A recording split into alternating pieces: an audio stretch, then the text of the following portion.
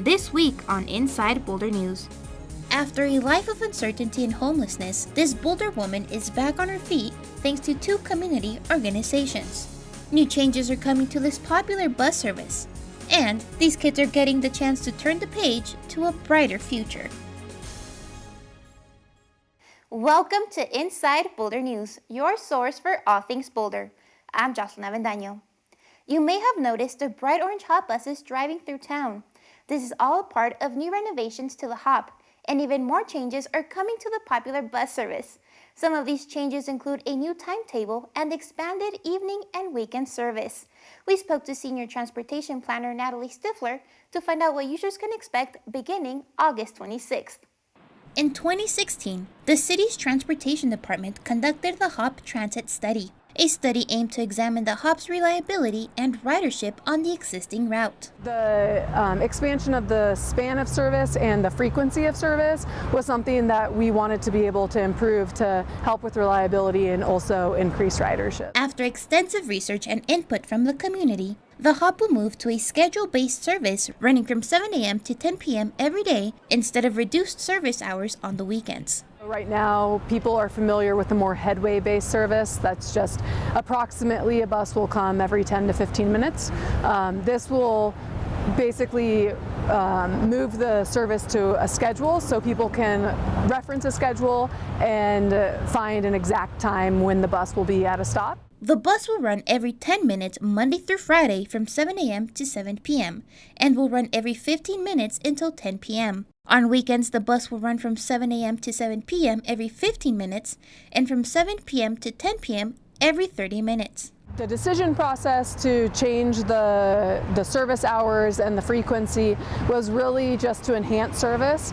And we wanted to provide service on weekends that would be available to people that were trying to get to jobs in the morning on weekends or late in the evenings on weekends. The HOP bus will continue as a looped route serving major destinations like downtown Boulder and CU. And when CU Boulder's out of session, the HOP will remain on the same schedule instead of having reduced service. But that isn't all for the future of the HOP. We also will be ordering 3 new electric buses later this fall, and we are hoping to have those by the end of next year. To take a look at HOP bus schedule information and route map, please visit bouldercolorado.gov/HOPbus. Boulder Housing Partners, the city's housing authority, has launched several education programs for children who live in public and affordable housing. One of those programs is in partnership with Boulder Public Libraries. It's called the Book-Rich Environment Program, otherwise known as BRE. We're in our 2nd year of the program. This year we're distributing over 3,000 books to BHP communities over the course of 3 events. And only a limited number of communities nationwide are chosen to participate in the BRE program. We're lucky that we're actually one of 37 communities across 19 states that is able to participate in the BRE program. Data shows that low-income youth have access to a fewer amount of books than mid- and upper-class youth. Through this program, the Boulder Public Library and Boulder Housing Partners will connect families with free books, programming, and vital connections to libraries and other literary resources. Reading to young children is related to subsequent higher academic performance. So simply put, through this program, by bringing higher access to books and higher quality books, we're improving the outcomes of the youth and families of the BHP communities. We want to create vibrant and accessible book environments to support and strengthen our residents' home libraries so that they have the accessibility to create their own literacy-rich environments right in their own home. To learn more about the Book-Rich Environment Program, please visit the website seen on screen. 2 prominent community organizations, the congregation HaShem and Bridge House, have come together to address the affordable housing shortage in Boulder. Thanks to this partnership, 6 graduates from the Bridge House Ready to Work program are living in stable homes with continued support from the community. For Misty Doyle, who struggled with homelessness in the past, the Bridge House Ready to Work program was the key to stability.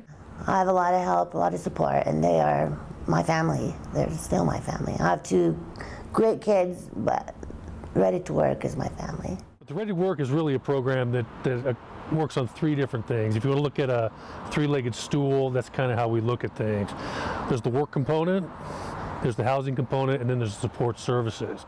Misty is one of 6 graduates from the program who were chosen to live in the 2 homes that are a result of a partnership between the congregation HaShem and Bridge House.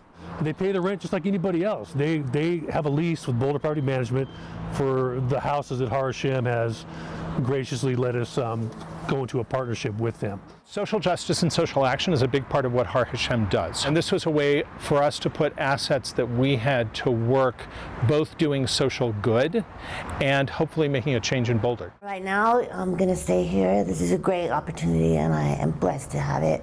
And like I said, I was scared at first, but I'm so happy. It's so nice. And I'm just glad to be one of the people that got chosen to come here and stay. And after a life of uncertainty, Misty is excited to finally have her life back on track. I've become stronger, really, I think. Just with the counseling and stuff, I'm stronger than I was. I am. I make better choices. And yeah, I have a path I'm going on. It's back to school for CU Boulder as thousands of students filled up CU Boulder's campus this week for their annual move-in. Almost 6,000 rooms were inspected for move-in as students waited anxiously. Approximately 7,000 freshmen and 32,000 degree-seeking students start classes this upcoming Monday, August 27th. Move-in week was through the 21st, and more than 300 moving bins helped students get situated. Thousands of volunteers greeted the new incoming students as they prepared for their first day of school. Living in a res hall, if you've never done it before, which a lot of us have, is just a great communal experience to meet new people from different places and maybe learn a little bit more about yourself that you hadn't before in high school.